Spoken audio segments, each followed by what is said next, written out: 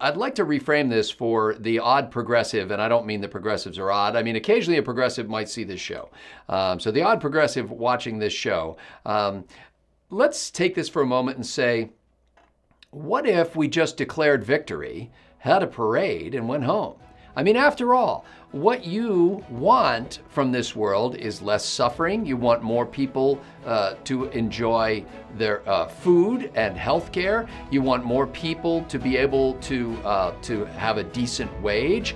And the number of people living on $1 a day in the world has dropped so precipitously that there's no other explanation for it other than the fact that capitalism is sweeping the world. And so I know that the average progressive fancies himself as being open-minded, as do we all.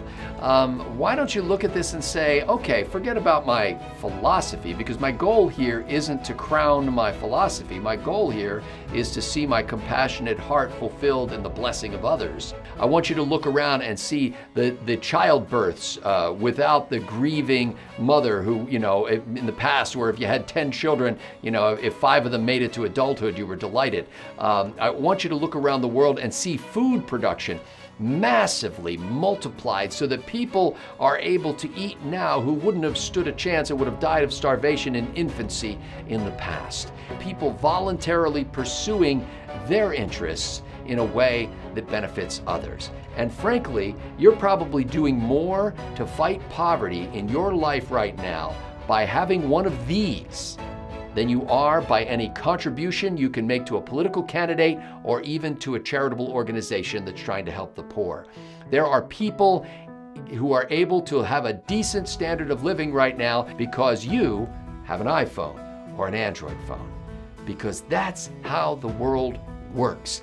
I'm not asking you to lose face and bow and scrape and run away and declare that progressivism was a failure. I'm asking you to declare victory and move on. We've won.